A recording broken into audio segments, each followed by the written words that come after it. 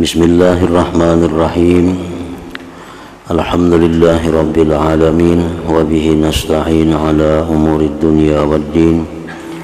Wassalatu wassalamu ala ashrafil anbiya'i wal mursalin Sayyidina Muhammadin wa ala alihi wa sahbihi ajma'in. Qala al-musannif al-imam Abu Hamid al-Ghazali rahimahullah wa nafa'ana bi'ulumihi fid dharain amin. Wa qalat Ummul Munzir ittala'a Rasulullah sallallahu alaihi wasallam dhata ashiyatin ilan nas faqala ayyuhan nas amma tastahuna min Allah qalu wa ma dhaka ya Rasulullah qala tajma'una ma la ta'kulun wa ta'muluna ma la tudrikun wa tabnuna ma la taskunun. Wa qala Abu Sa'id Al-Khudri ishtara Usamah ibn Zaid min Zaid ibn Thabit walidatan bimi'ati dinar ila syahrin fasami'tu Rasulullah sallallahu alaihi wasallam yaqul ala ta'jabun min Usamah al-mushtari ila syahrin inna Usamah la tawilul amal walladhi nafsi biyadihi ma tarafat aynaya illa zanantu anna syuprayya la yaltaqiyan hatta yaqbidallah ruhi wa la rafa'tu tarfi fa zanantu anni wadi'uhu hatta uqbada wa la laqamtu luqmatan illa zanantu anni la usibuha hatta agussa biha minal maut summa qala ya ibna adam in kuntum ta'qilun fa'uddu anfusakum minal mauta walladzi nafsi biyadihi innama tu'adun la'atin wa ma antum bimu'jizin ila akhirih. Makna perkataan Imam Al-Ghazali rahimahullah wa nafa'ana bi'ulumih. Ummul Munzir berkata, seorang perempuan dari Ansar, Rasulullah sallallahu alaihi wasallam pada suatu sore melihat kepada manusia. Lalu beliau bersabda, ayyuhan nas ama tastahun min Allah? Qalu wa ma dzaka ya Rasulullah? Qal tajma'una ma la ta'kulun wa ta'muluna ma la tudrikun wa tabnuna ma la taskunun. Artinya, wahai manusia, apakah kamu tidak merasa malu kepada Allah? Apakah kamu tidak sopan terhadap Allah? Mereka manusia, sahabat-sahabat tadi bertanya, apa itu wahai Rasulullah? Apa itu yang dimaksud dengan kadasupan terhadap Allah itu? Apa yang dimaksud dengan tidak malu kepada Allah itu? Beliau bersabda, kamu mengumpulkan sesuatu yang tidak kamu makan, dan kamu mengangan-angankan sesuatu yang tidak kamu perdapati, dan kamu membangun sesuatu yang tidak kamu diami.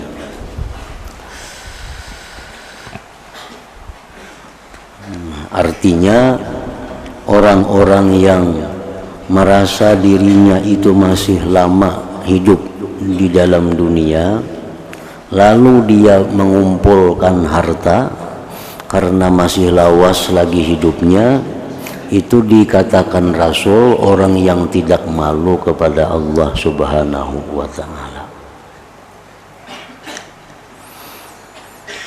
Malu itu lebih tinggi kedudukannya daripada takut.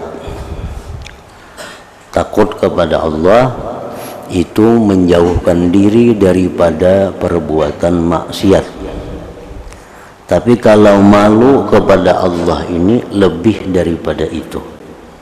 Lebih daripada sekedar menjauhkan diri daripada maksiat. Nah, sebenarnya mengumpulkan harta asalkan dengan cara yang halal itu tidak dilarang di dalam agama. Yang kita niatkan harta yang dikumpul itu untuk persiapan di masa yang akan datang, itu pun tidak dilarang di dalam agama. Tetapi perilaku itu disebut sebagai orang yang tidak malu kepada Allah Subhanahu wa ta'ala. Nah, sama halnya perbandingannya orang besaruan, kita diundang orang ke rumah seseorang.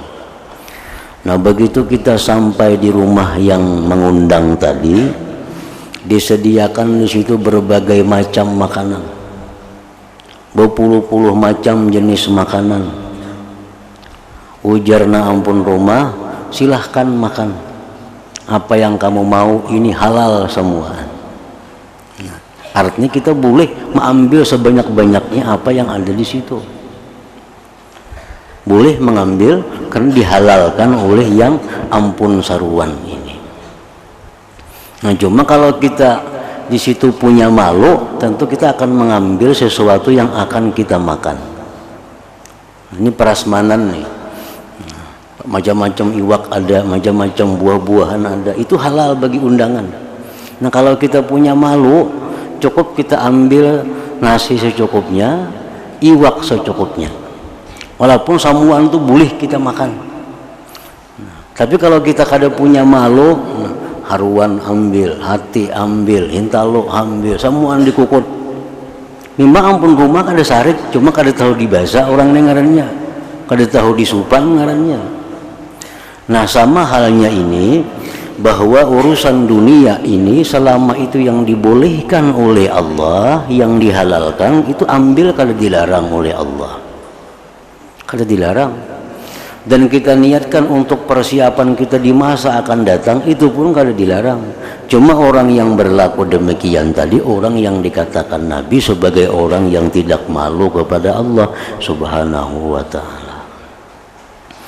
Nah, jadi kedudukan orang yang malu kepada Allah itu lebih tinggi daripada kedudukan orang yang takut kepada Allah Subhanahu wa ta'ala. Contohnya, orang yang memakai pakaian yang hanya menutupi kemaluannya. Orang ini memakai laki-laki, kita ambil contoh laki-laki yang memakai pakaian cuma menutupi ubul duburnya di dalam kamar sorangan. Ini dalam kamar sorangan, orang kadada, lalu berpakaian nangka itu berselawar handap. Nah, dari segi hukum Allah, hukum fikih, ini kada dilarang, sebab kemaluan ditutupinya di dalam kamar orang lain kada ada juga melihat. Itu dari segi fikih itu dibolehkan. Tapi kalau orang ini punya rasa malu kepada Allah, ini kada mau melakukan itu. Walaupun di dalam kamar seorangan tetap berselawar katuk, selawar culok ya kita, selawar nang limpualin tuhut. Walaupun di kamar kada ada orangnya, kada mau pakaian simpak. Walaupun berpakai simpak itu di dalam kamar sorangan, menurut fikih itu halal. Tapi kalau kita punya malu kepada Allah, kada mau kita makai itu, supan lawan Tuhan. Nah, jadi artinya bahwa rasa malu kepada Allah ini ditimbulkan daripada satu sifat yang namanya muraqabah. Itu di situ datangnya malu ini. Kalau kita memandang tentang azab Allah, kita memandang ancaman-ancaman Allah, itu timbul takut. Tapi kalau kita memandang bahwa Allah Subhanahu wa ta'ala selalu mengawasi gerak-gerik kita, Allah selalu melihat apa yang terjadi pada kita, Allah melihat keadaan kita dimanapun, nah di situ timbul haya minallah, malu daripada Allah Ta'ala. Jadi kedudukan malu itu lebih tinggi daripada kedudukan takut kepada Allah. Nah, orang yang mengumpulkan kekayaan lalu dia merasa dirinya masih lama hidup dalam dunia, itu dianggap Nabi sebagai orang yang tidak punya malu kepada Allah Subhanahu wa ta'ala.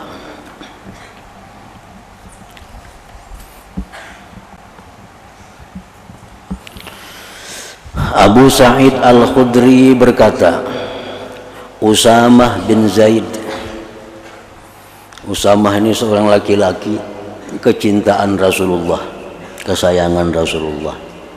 Abahnya pun Zaid. Zaid itu kesayangan daripada Rasulullah juga. Nah, Usamah bin Zaid ini menukar dari Zaid bin Thabit, seorang budak perempuan, dengan 100 dinar sampai sebulan. Usamah bin Zaid nukar budak perempuan harga 100 dinar, cuma kredit sebulan hanya punah. Lalu ujar Abu Sa'id tadi, saya mendengar Rasulullah sallallahu alaihi wasallam bersabda, ala ta'jabuna min Usamah al-mushtari ila syahrin, inna Usamah la tawilul amal, walladhi nafsi biyadih ma tarafat aynaya illa zanantu anna syufrayya la yaltaqiyan hatta yakbidallah ruhi, wala rafa'tu tarfi fa zanantu anni wadi'uhu hatta uqbad, wala laqamtu luqmatan illa zanantu anni la usiguha hatta agussa biha minal maut. Thumma qal ya bani adam in kuntum ta'qilun fa'uddu anfusakum minal mauta walladhi nafsi biyadih innama tu'adun la'atin wa ma antum bimu'jizin. Artinya Rasulullah bersabda begitu mendengar kekasih beliau Usamah bin Zaid ini menukar budak berhutang sebulan, lalu ujar Nabi, apakah kamu tidak heran, tidak aneh dari Usamah yang membeli sampai 1 bulan? Di sini aneh juga, Usamah nukar budak wani berhutang sebulan. Sesungguhnya Usamah itu panjang angan-angannya. Usamah itu panjang ngarannya angan-angannya. Demi zat yang diriku dalam kekuasaannya tidaklah berkedip kedua mataku, melainkan aku menyangka bahwa kedua tepi pelupuk mataku tidak bertemu sehingga Allah mencabut nyawaku. Dan tidaklah aku mengangkat pandanganku, maka aku menyangka bahwa aku meletakkannya sehingga nyawaku dicabut. Dan tidaklah aku menyuap suatu suapan, melainkan aku menyangka bahwa aku tidak menelannya sehingga aku sangkal dengannya dalam kerungkungan disebabkan kematian. Jadi Nabi ini satu contoh orang yang sama sekali tidak ada mempunyai angan-angan. Begitu sidin makan, nah itu pun sidin kadang menyangka, kadang memastikan bahwa makanan itu bisa sampai liwat tenggorokan, bisa sanggak di tengah jalan. Begitu sidin memandang sesuatu, beliau pun kadang memastikan bahwa mata sidin itu bisa berkedip kembali sehingga disambar oleh kematian. Nah, jadi Usamah bin Zaid yang mana beliau tadi berhutang menukar jariah 1 bulan, itu dikatakan Nabi sebagai seorang yang tulul amal, panjang angan-angan. Wahai anak cucu Adam, beliau bersabda, wahai anak cucu Adam, kalau kamu berakal, maka anggaplah dirimu termasuk orang-orang yang mati.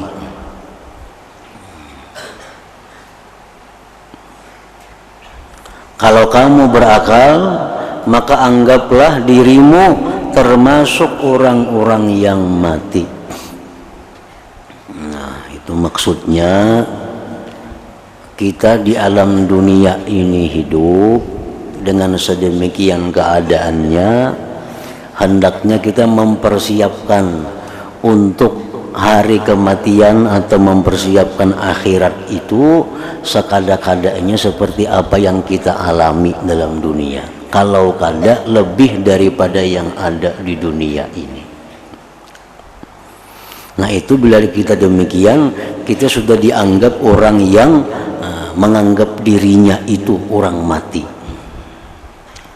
Artinya bahwa kita ini sudah sempurna persiapan kita di akhirat itu, sehingga tinggal menuju pindahnya aja lagi. Nah, rumah kita di sana sudah ada, kita ulahkan. Nah, kendaraan kita di sana sudah ada, kita siapkan. Kebun taman di sana sudah ada, disiapkan. Makanan minuman sudah disiapkan di sana. Nah, walaupun kita diam di dalam dunia, tapi kita ini seolah-olah sudah orang mati ngarannya. Karena persiapan kita untuk mati itu sudah lengkap semuaan di situ. Nah, jangan kita hanya memikirkan kenyamanan hidup nang kada lawas nina. Jangan hanya memikirkan kenyamanan, kenikmatan hidup nang kada lawas ini. Sedangkan hidup nang panjang kaina kita untung-untungan. Untung-untungan ini banyak untung-untungan urusan akhirat nih. Artinya pasrah. Padahal Allah menyuruh pasrah itu urusan dunia. Yang tawakal itu urusan dunia, bukan urusan akhirat. Karena urusan dunia ini Allah sudah menjamin bahwa kita kada akan habis rezeki kalau kita kada mati. Nah, itu ayuja pasrah. Karena Tuhan sudah mengurusi itu. Nah, urusan akhirat itu Allah kada menjamin kita ini ke surga mati, kada dijamin Tuhan. Nah, hendaknya yang kada dijamin ini kita bersungguh-sungguh mempersiapkannya. Nah, jadi maksudnya ujar Nabi, anggaplah dirimu termasuk orang-orang yang mati. Artinya semua yang kita butuhkan di akhirat itu sudah kita siapkan mulai di dalam dunia ini. Orang yang bisi rumah di dunia ini megah, rumahnya mewah. Di akhiratnya ada kena kada bisi rumah. Di akhirat gubuk, di neraka lagi anda. Nah ini orang yang hanya memikirkan persiapan di alam dunia. Padahal mestinya kalau kita dalam dunia ini rumah 2 tingkat, berisi rumah, akhirat itu 100 tingkat maka persiapannya. Karena di sana berdiam seumuran, kada berpindah lagi, kada bakal bermati lagi. Nah itu menganggap diri ngarannya sudah mati. Kendaraan kita di akhirat itu mesti ada. Jangan hanya dalam dunia berisi kendaraan, di akhirat kada ada, kena kunyuk-kunyuk di situ. Nah ini yang kada dipikirkan oleh kebanyakan manusia. Yang dipikirkan ini cuma hidup nang 50-60 tahun ini. Kalau kamu berakal, ujar Nabi, maka anggaplah dirimu termasuk orang-orang yang mati. Demi zat yang diriku dalam kekuasaannya, sesungguhnya apa yang dijanjikan kepadamu itu pasti datang dan tidaklah kamu dapat menolaknya. Apa-apa yang dijanjikan Allah itu pasti terjadi dan kita kadang akan bisa menolaknya dengan cara apapun.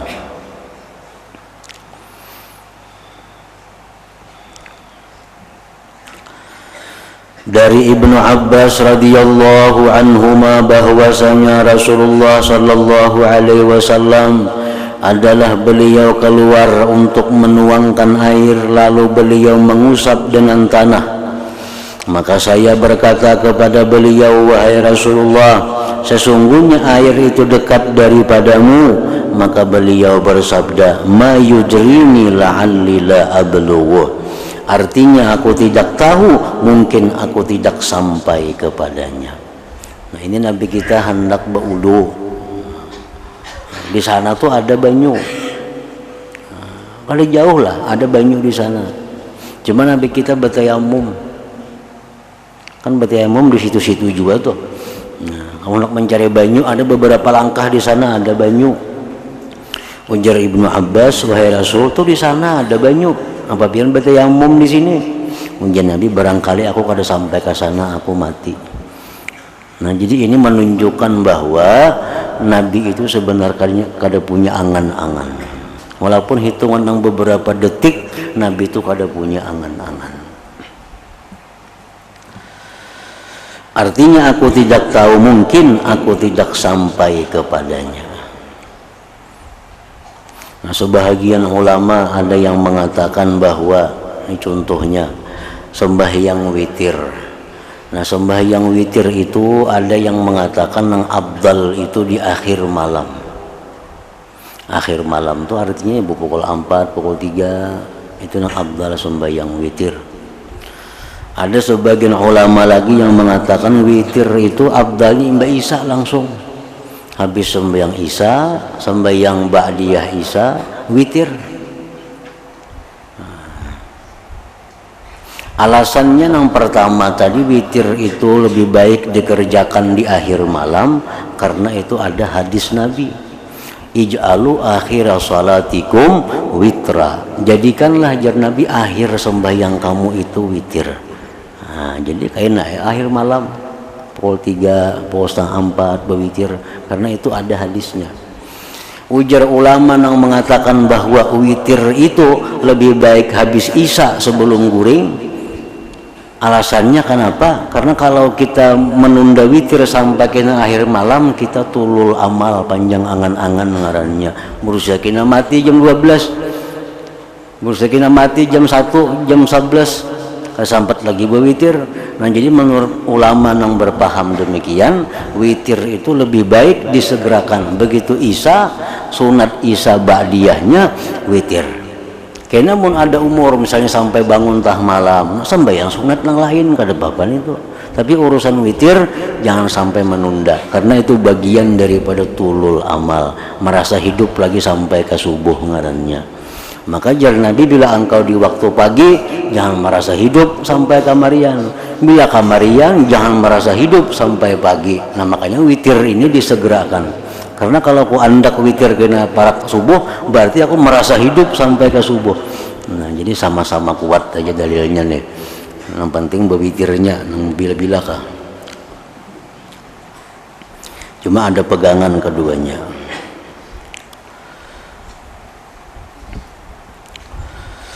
Diriwayatkan bahwa Rasulullah Sallallahu Alaihi Wasallam mengambil 3 kayu, lalu beliau menancapkan sepotong di hadapannya, kayu yang lain ke sampingnya, adapun kayu yang ketiga maka beliau menjauhkannya.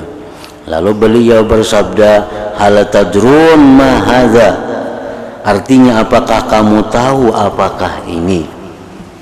Para sahabat menjawab, Allah dan Rasulnya lebih mengetahui. Beliau bersabda, hadzal insan wa hadzal ajal wa dzakal amal yata'atahu ibnu adam wa yakhtalijuhul ajal dunal amal. Artinya ini adalah manusia, ujar Nabi, dan ini adalah ajal. Dan itu adalah angan-angan yang dikerjakan oleh anak Adam dan ia dimasuki oleh ajal tanpa mencapai angan-angan. Jadi Nabi kita menggambarkan bahwa ini manusia, nah ini umur mereka hingga sini ya Nabi, nah angan-angan mereka sampai di sini. Nah, jadi artinya kalau sampai mencapai angan-angan sudah disambar oleh kematian. Nah itulah kebanyakan manusia.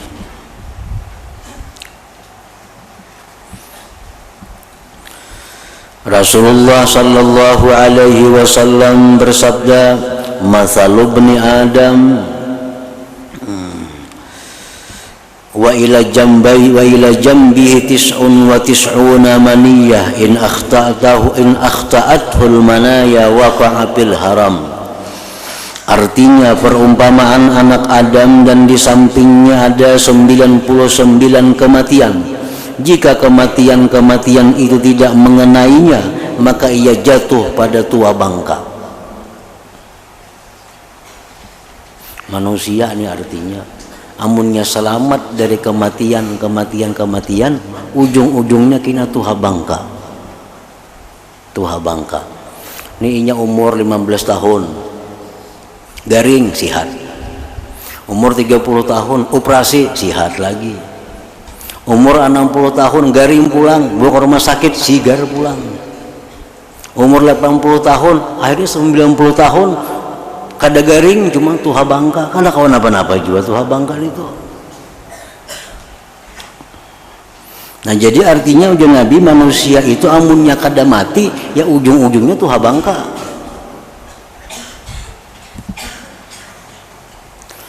Ibnu Mas'ud berkata, ini adalah seseorang dan ini adalah kematian. Di sekelilingnya ada jalan-jalan kepadanya, dan tua bangka itu di belakang kematian tersebut, dan angan-angan di belakang tua bangka. Maka ia berangan-angan, dan kematian-kematian ini adalah jalan kepadanya. Mana saja itu melewatinya, maka menangkapnya. Kalau kematian-kematian tidak mengenainya, maka ia dibunuh oleh tuha bangka itu. Sedangkan ia menunggu angan-angan.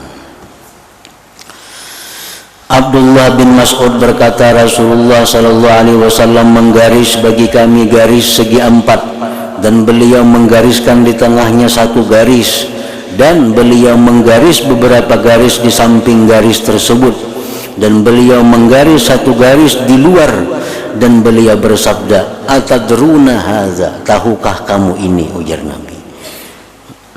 Para sahabat menjawab, Allah dan Rasulnya lebih maha tahu. Beliau bersabda, hadzal insan lil khattil ladzi fil wasat, wa hadzal ajal muhitun bih, wa hadhil agrat lil hututil lati hawla, tanhashuhu in akhta'ahu hadza nahashahu hadza, wa zakal amal ya'nil khattal kharija. Artinya ini adalah manusia bagi garis yang di tengah, dan ini adalah ajal meliputi dengannya, dan ini a'rad bagi garis-garis yang di sekelilingnya dan yang menggigitnya. Jika garis ini tidak mengenainya, maka garis ini akan menggigitnya. Dan itu adalah angan-angan. Garis yang di luar daripada segi 4 itu adalah angan-angan. Beliau maksudkan garis yang di luar itu. Anas radhiyallahu anhu berkata, Rasulullah sallallahu alaihi wasallam bersabda, yahramu ibnu Adam wa yabqa ma'ahu ithnan, al-hirsu wal amal. Wa fi riwayat wa tashibbu ma'ahu ithnan, al-hirsu 'alal amal wal hirsu 'alal umur. Artinya Rasulullah bersabda, anak Adam tua bangka, mata kaur, telinga kada mendengar lagi, gigi sudah habis, tangan kada tapi kau bergerak, batis kada tapi kau bergerak lagi, sudah tua bangka. Dan kekal bersamanya dua perkara, nang dua ini kada mau tuha. Satu yaitu kerakusan dan angan-angan.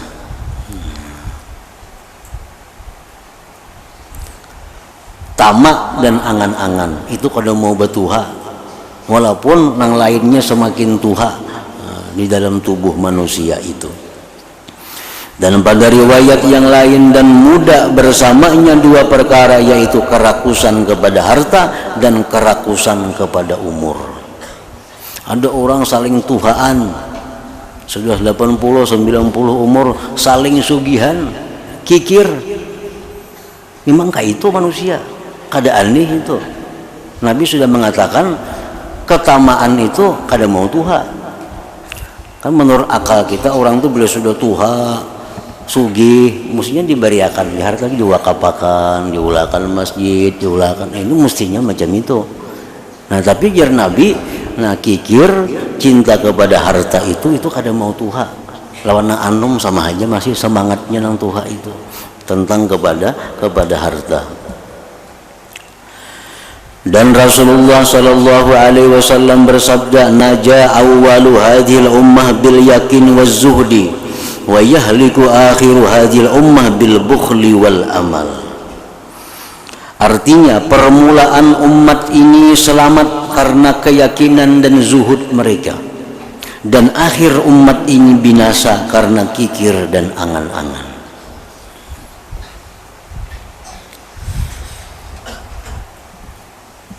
Angan-angan itu artinya itu merasa umur masih panjang lagi. Itu angan-angan, merasa kena hidup sampai minggu kaina, merasa masih hidup sampai bulan kaina. Nah itu angan-angan.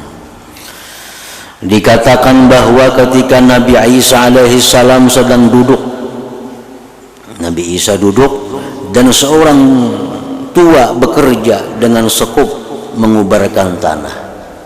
Nabi Isa duduk di kejauhan sana, ada melihat orang tua mencangkul. Maka Nabi Isa alaihissalam berdoa, ya Allah, cabutlah angan-angan daripadanya. Jadi Nabi Musa, ya Allah, cabutlah angan-angan dari yang tua nang mencangkul itu nah. Doa Nabi Isa ini kabul. Begitu Nabi Isa berdoa tadi, lalu orang tua itu meletakkan sekup dan berbaring. Maka ia berdiam sesaat. Lalu Nabi Isa alaihissalam berdoa, ya Allah, kembalikanlah angan-angan kepadanya. Maka orang itu berdiri lalu mulai bekerja lagi. Didatangi oleh Nabi Isa, orang tua tadi. Maka Nabi Isa bertanya kepadanya tentang yang demikian itu. Maka orang tua itu menjawab, ketika saya bekerja mencangkul tadi, tiba-tiba diriku berkata kepadaku, sampai kapan kamu bekerja sedang kamu itu orang tua yang lanjut usia?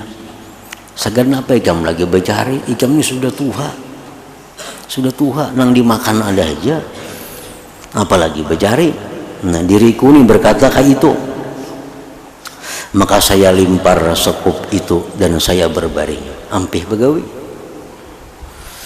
Nah kemudian diriku berkata kepadaku, tidak boleh tidak bagiku dari penghidupan selama kamu masih hidup. Timbul pulang geritik dalam hati ini, kalau ikam kena berumur 10 tahun lagi, kalau kena berumur ikam 15 tahun lagi. Nah, maka saya berdiri kepada sekupku itu, berdiri pulang, mencangkul pulang, karena bisikan timbul kalau berumur 10 tahun lagi. Nah, jadi artinya bahwa urusan keduniaan ini sangat ditentukan dengan masalah amal angan-angan. Bila orang merasa masih panjang hidup, tentu makin cinta kepada dunia. Bila orang merasa umurnya ini kada panjang, nah kada begitu cinta terhadap dunia ini. Al-Hasanul Basri rahimahullah berkata, Rasulullah sallallahu alaihi wasallam bersabda, "Akullukum yuhibbu ay yadkhulal jannah?" Qalu na'am ya Rasulullah. Qala qassiru minal amal wa thabbitu ajalakum baina absarikum wastahyu minallah haqqal haya. Artinya Rasulullah bersabda, apakah setiap kamu ingin masuk surga? Ya Nabi, hakun legamnya ke surga mati. Naam ya Rasulullah, mau wahai Rasulullah, kadang-kadang mau ke surga mati. Apalagi Nabi yang menawari. Ya wahai Rasulullah, beliau bersabda, kalau ikam hendak ke surga, jar Nabi, pertama pindikkanlah angan-anganmu, pindikkanlah angan-anganmu itu, tetapkanlah ajalmu di hadapan penglihatanmu. Jadi setiap kali kita berada, hari ini hari Kamis, ini hari Kamis yang terakhir bagiku, kada tentu Kamis akan datang hidup. Nah kita kena isuk ada umur hari Jumat, anggap ini Jumat yang terakhir bagiku. Jumat yang akan datang kada tahu lagi. Hari Sabtu, nah di pagi Sabtu kita bisiki diri kita, ini Sabtu terakhir bagi kita. Sabtu akan datang belum tentu lagi. Nah jadi tegakkan ajal itu di hadapan matamu artinya. Yang ketiga, dan malulah kepada Allah dengan malu yang sebenar-benarnya. Dan adalah Rasulullah sallallahu alaihi wasallam mengucapkan dalam doa beliau. Nah, jadi ini angan-angan panjang, artinya merasa hidup itu masih lawas, itu tercela. Tercela. Ukurannya tercela itu macam apa? Nah, ukuran tercela itu macam apa? Sehingga kita dicela kalau kita merasa hidup sampai seminggu lagi. Nah, Panjang angan-angan itu tercela apabila itu membuat kita meninggalkan satu kebaikan. Nah, itu tercela. Apabila panjang angan-angan itu menimbulkan kita ini malas berbuat kebaikan, nah itu tercela.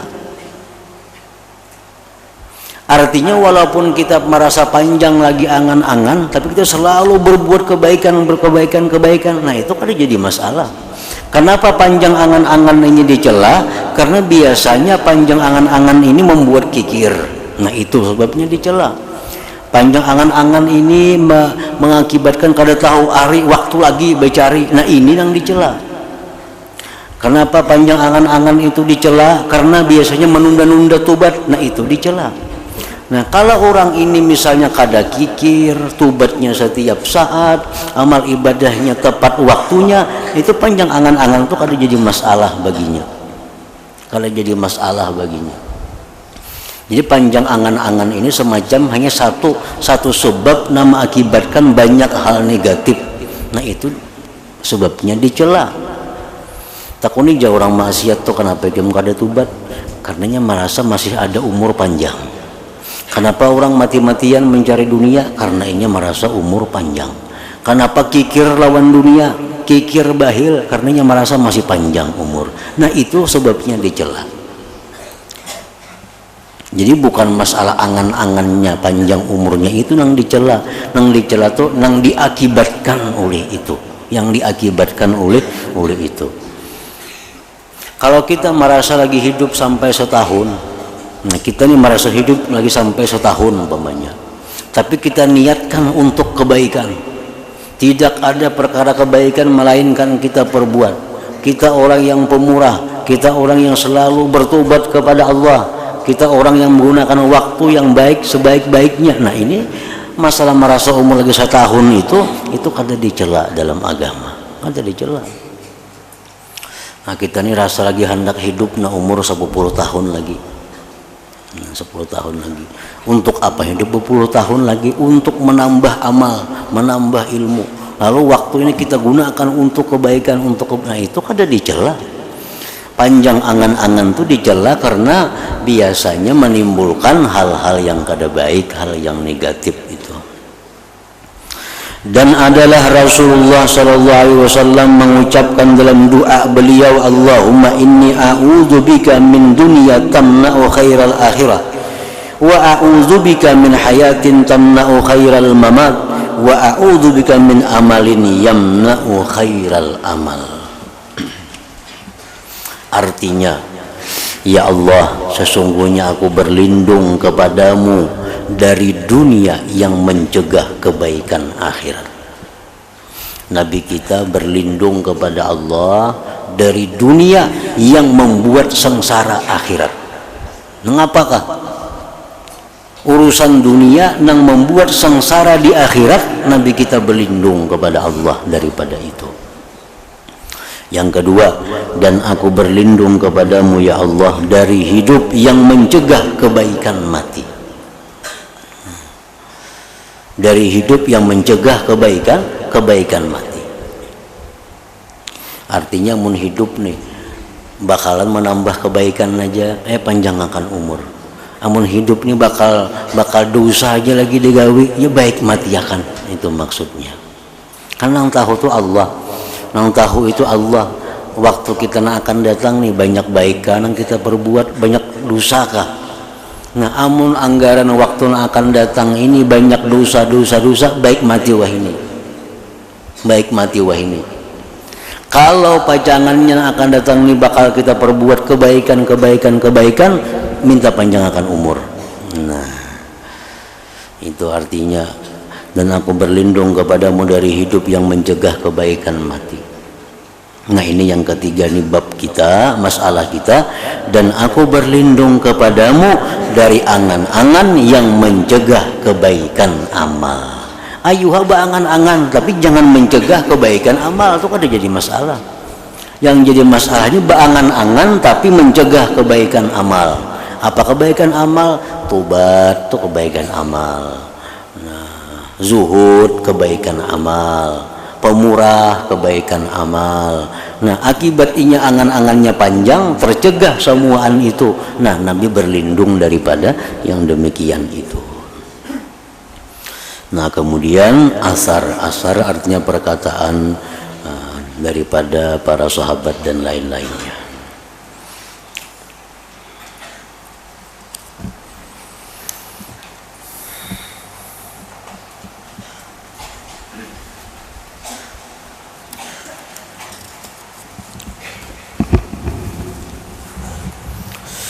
Abdul Zikri fa'alam annahu la